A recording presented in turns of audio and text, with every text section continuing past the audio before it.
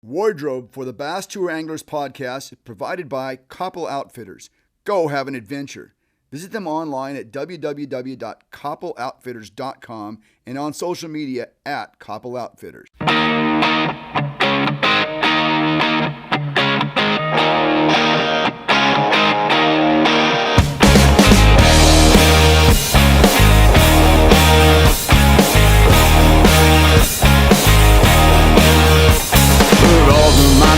It's just been dark at night. Hello everybody, welcome to our Winner's Circle segment.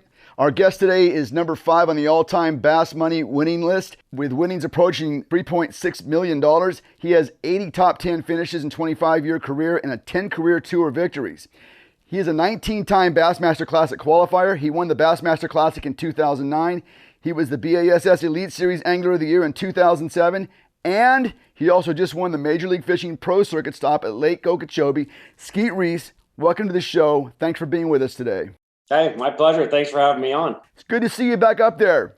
I enjoy being back up there. That's one place that I don't think I will ever get tired of being is holding the trophy and being in first place. That's why we do it. So you never know when it's going to happen, but so I'm relishing the moment that I had this last week and enjoying it, but hopefully I'll be doing it again. Absolutely. You know, when Major League Fishing announced the pro circuit roster this year, there were a lot of names that I did not expect to see there, yours included, but there are some very hungry young anglers on that circuit. It's got to feel good to win that event. Well, absolutely. The Tackle Warehouse Pro Circuit's there's a lot of young guns there that are looking to cement their career and get their foot in and to get their wins and they want my spot or Kevin's spot in the sport. And I get it. I totally understand it. That's where I've been there. I was that kid. And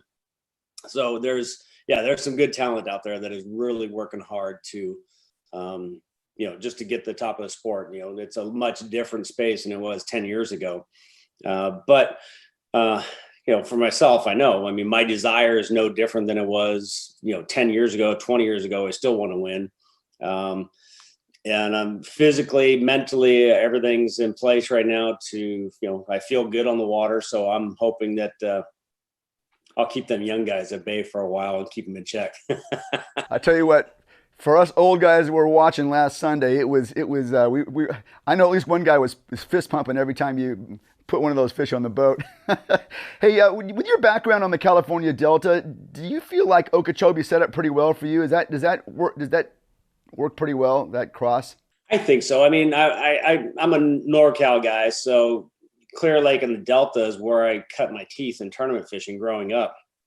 So to be able to be on Lake Okeechobee and a lot of the Florida lakes, it's shallow water fishing with reeds and tulies, hyacinth and different things. So I feel comfortable in the environment there because I grew up, around D. Thomas and the flipping stick and, won a lot of money with the flipping stick. So just shallow water power fishing. I'm right at home on Lake Okeechobee without a doubt.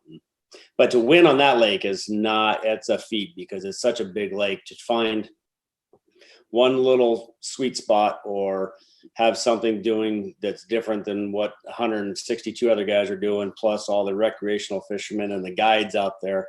It was quite an accomplishment to me to be able to win on Lake Okeechobee. Yeah, it seems like most of the tours start in Florida for obvious reasons. Look at the rest of the country this week. but right now, definitely. But it always seems like those Florida events, the fishing changes so drastically every single day, probably because of spawning migrations. Was that a factor for you this week? Yeah, it was actually, I was kind of surprised that the conditions probably stayed more consistent that week than any tournament I ever remembered on Lake Okeechobee. Not that I'd fished there a lot, but usually you got to shift and win. It was like, it'll be out of the south for a couple of days and it'll be out of the west or the north or the east. It's always moving around the wind direction. That I remember on Lake Okeechobee, but we had 4 days straight of a south wind, southeast wind. So we had some nice consistency. Some days the wind was a little bit stronger than others, but nothing that couldn't allow me to fish where I was fishing. But those fish, I think there was fresh fish coming. There was fish that had already spawned that were heading out. So it was kind of, if you're in a position where you could catch them coming in going. But most of the females I caught were pre-spawn females. Okay. Now, let's talk about pre-fish now. You just mentioned something about Okeechobee. I don't know how you break a lake like that down in a couple of days of pre-fish, because it is so big. You kind of, you can't pre-fish everywhere in practice. Not on Lake Okeechobee, you can't. No. So how did you focus in on what were your expectations, and how do you pick the areas you picked? Well, I was following the weather prior to getting there, and typically on Lake Okeechobee is if you've got a hard north wind for a few days, the south end of the lake gets pretty well trashed, and vice versa. If you got a strong south wind, the north shore gets beat up, and there's not really any grass left in Okeechobee, so the water gets stirred up real easily and gets dirty. And if you're fishing dirty water in Lake Okeechobee, you're pretty much not going to get a bite. So you're always looking for clean water. So I was following the wind pattern trends for about a week prior to that. It was some south winds, nothing hard out of the north. So I figured the south end was going to should fish good. And it tends to have less fishing pressure than the north end of the lake. So I try to find something that doesn't get as much fishing pressure. So my first day of practice, I focused strictly on the south end of the lake. And it looked completely different than it's ever been before from when I've been there in the past. The hurricanes changed everything. The lack of grass has changed everything.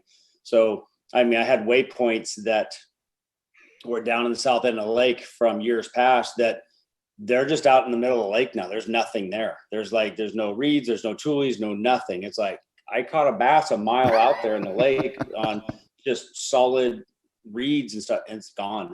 Doesn't exist. Wow. So it was a whole new learning process. I was trying to just find new water that I've never seen and never fished before, and I was able to accomplish that on day one. And then day two, I spent on the north end of the lake, trying to figure out what was going on up there. I had a few big bites, but there's way more boat traffic on the north end of the lake and I don't do well in big crowds and fish. And I saw that as like, man, it's giving me an anxiety attack back here. Like, God, there's boats everywhere. But typically in Okeechobee, if you're not fishing around boats, you're not catching fish. Bottom line. So there's very few places around there where you go catch them where there's nobody around. That doesn't happen too often. So now you had 2 days of pre-fish, or did you have third day? 2 days. The pro circuit is they went to 2 days of practice this year, and then you get an off day, then the tournament starts.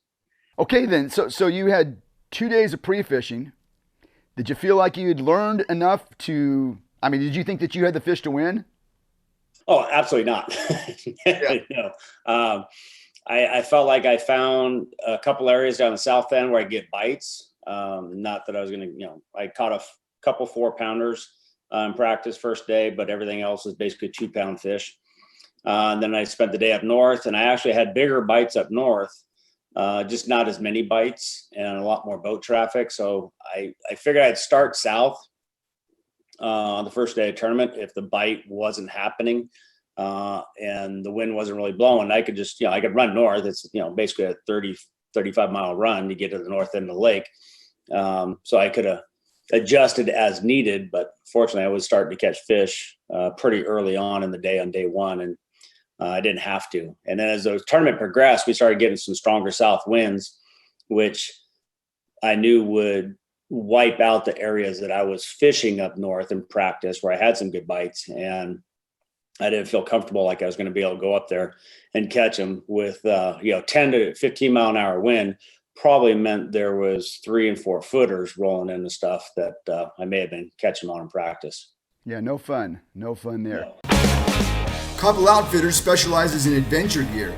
Anything you need for getting outside, Koppel Outfitters has it and more. Go have an adventure now.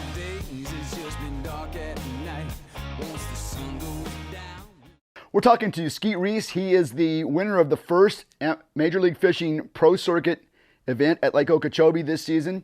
And Skeet, so day one, there were some upper 20-pound bags. I think it was 26, 25 up there. You weighed in 17, 12, pretty much enough to keep you in the game. Were you happy with that? Did you meet your expectations, or was it below what you thought you were going to get? How'd you feel after day one? No, I think that exceeded my expectations. I didn't know. I was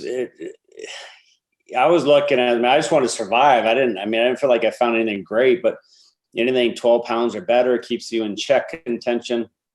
First fish I caught first morning was a 4-pounder. Then, got a couple more fish early. Then I made an adjustment, went to another area, caught another 4-pounder, cold, several times. So I think I weighed 17-12 on day one, finished in 16th place. I was very happy with that.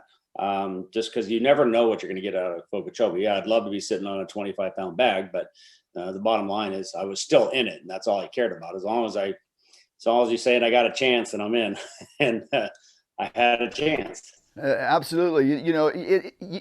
You've won. You've 10 tour wins. I've got to believe there are some events that you've gone into that you've ended up winning where you thought, yeah, I got a really good shot at this. This maybe not the case?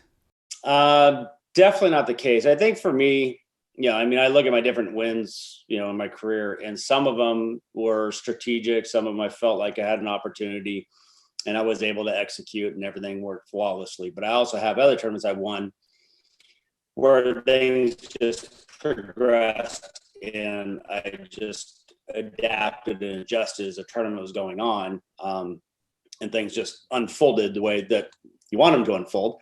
And Okeechobee was definitely that case. I did not think I was on winning fish by any means. It was just one of those things that progressed. And for me, it was the turning point was day 3. I was sitting on 3 fish most of the day. I had one in my bag, is maybe a 5-pounder, and then the others were just keepers.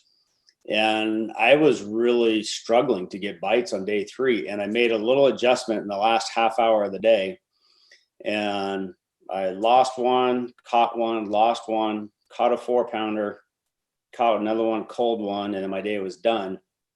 But I went from sitting on 3 fish for whatever, 7 or 8 pounds to got a limit, weighed 16 pounds on day 3. And to me, that was a turning point because I felt like I caught enough to get me into Championship Sunday. And as long as I got a chance, you can't win if you don't get to Sunday. So only a top 10 moving on to the final day. So I felt like, all right, I got caught enough to keep me in it. Fortunately, the rest of the guys didn't catch me too good either that day. Well, now we're a little out of sequence, but I wanted to ask you about day 2 because it looked like day 2 something really clicked. Did you do anything differently on day 2? Did you fish the same water, or did you expand on the area, or what did you do? No, pretty much stayed in the same water. I did expand a little bit. The wind kind of started blowing a little bit harder. The bite kind of slowed down. I was fishing little isolated reed clumps, tule clumps out in the middle of this bay. And the biggest difference on day 2 was, I caught an 8.8. So when you catch an 8.5 pounder, that kind of moves you up a little bit faster. And so I caught the 8.8 that day, and then I made a little adjustment. I went out and fished a canal that I'd never really fished before. Just started pre-fishing. I caught a 5. So I had some other good bites to go with it, but that was, one big bite. That's how I felt like on day 2 when I weighed 21 pounds. I'm like, well, you get lucky, you get an 8.5 pounder. That makes a big difference. It's not something you can pattern and say, oh, I'm going to go catch an 8 pounder every day. You can't.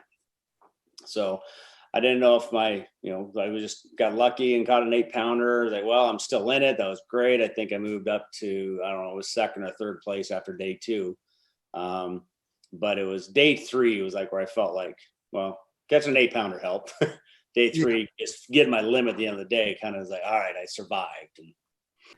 Can you talk a little bit about what that adjustment was on day 3? Was it a lure adjustment? Was it a retrieve adjustment? What was it?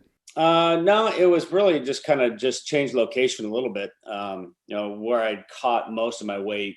There's another bay. It's a big bay, and there's some other reed clumps and isolated clumps of tules. I call them tules. That I actually, the first couple of bites that I had in practice late on the first day, that kind of clued me into the area. I hadn't really fished since day 1. So I just went back and just started fishing through, and you had to fish really slow. I think they're, catching a lot of males that were spawning deeper. So I'd flipped a 6-inch general out there, and you actually let it go down.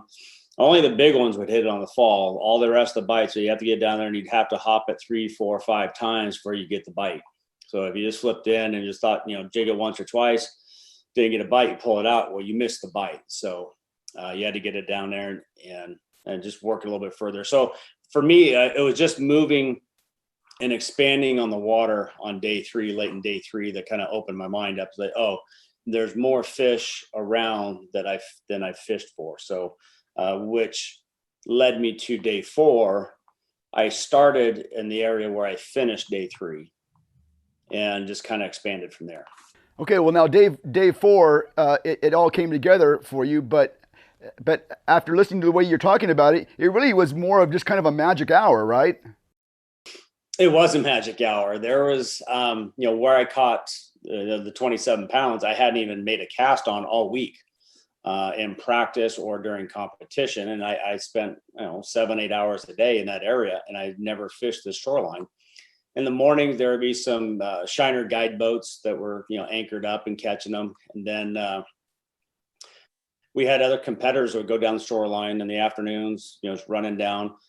But I didn't see it really get fished a ton, and I hadn't fished it, but it's one of those things where, on day 4 in the morning, I went through and I started getting bit early, and I said, well, let's just cut across the bank over here. And it's kind of like the hard wall shoreline, even though there's no wall. I mean, water just goes for miles and miles and miles through all these reeds and tules. But we went from open water to a hard line, and with little sparse clumps all in front of it and little drains and pockets going back in. And I thought it was going to be a flip and bite, which is what I'd primarily been on. But I caught some good ones during the tournament and in practice on the bladed jig. And I was like, man, the wind's blowing a little more than I want over here. I said, let's try the bladed jig. I pick it up, and I mean, one of the first fish I hooked, like a 5 or 6, I lost it. But I'm like, that was a big one. I'm like, whoa.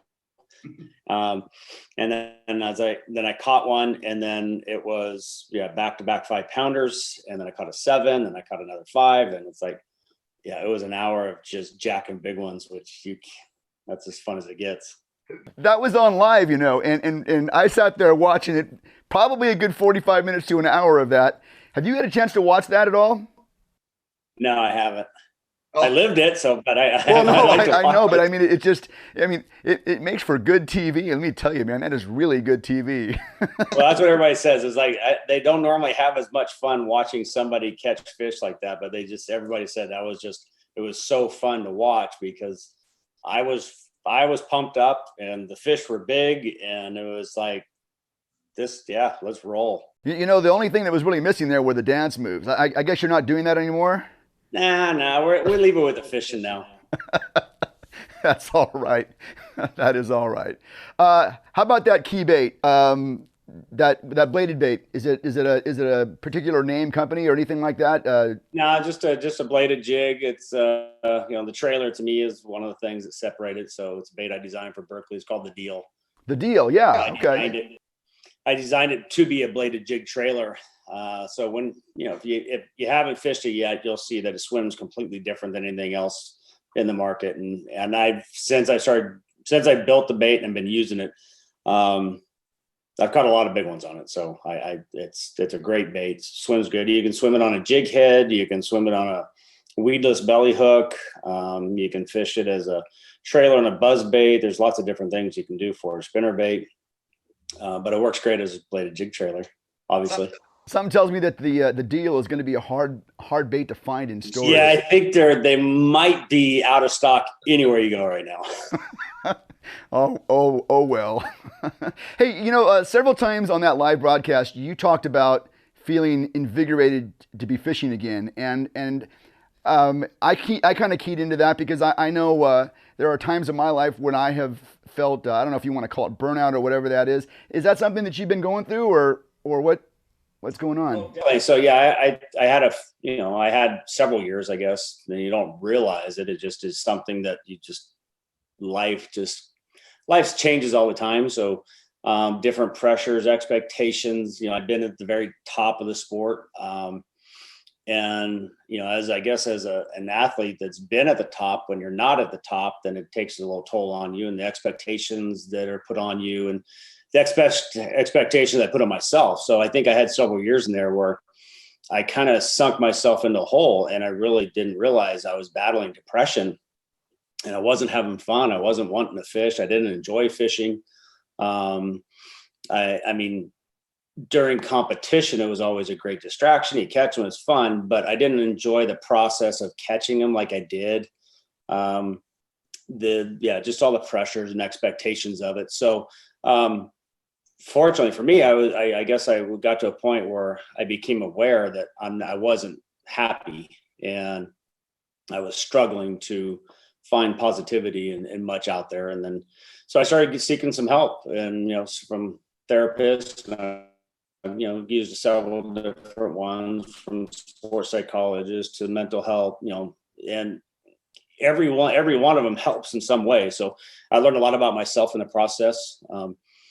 Understanding little things about, as you grow up as an adult, you don't know. I mean, there's always stories of this and that, but if you don't feel like you're good enough, you haven't been taught that you're good enough, and haven't been told that you are loved and you're whatever it was as a kid, whether you like it or not, it does affect how you turn out as a person. So I realized that, I had some struggles of life that, just that carried on, and didn't understand how those things affected me in life until I got some help. And it's like, then it's just, you learn so much about yourself. You learn to understand about those around you, how things are affecting you. And when you understand it, and it allows you to have closure with it, and you're given tools to understand life and yourself better. It's very empowering. So, and being able to talk about it, because I remember the first time I talked to somebody, I was scared to death to say something about, battling depression. It's like, exposing yourself to be vulnerable. We're not programmed to expose ourselves to people like that. Because if you do, then that means you're saying that I'm a screw up, I'm not good, and I'm a mess. Well, we're all messed up in some way, shape, or form. We all have our own kind of little issues, whatever it might be. But being able to come out and express it and talk about it I've learned, was empowering. So it's like made me feel like, okay, well, I'm not screwed up. I got other friends that I have now are some of my best friends, because they came to me and they realized they're battling the same struggles of life. And then people you look at, it's like, I never would have thought that. So it's a very common thing. So if that's why I brought it up on the live feed. It's like, a lot of people don't know. And with today's society, the way it is right now on social media, with the pandemic going on, there's lots of challenges in life.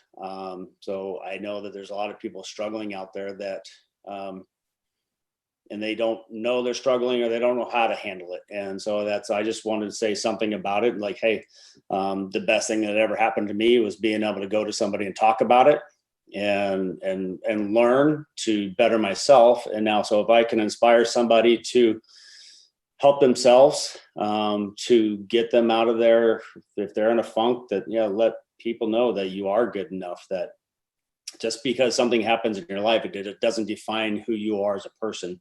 And that there's more to life than just whatever.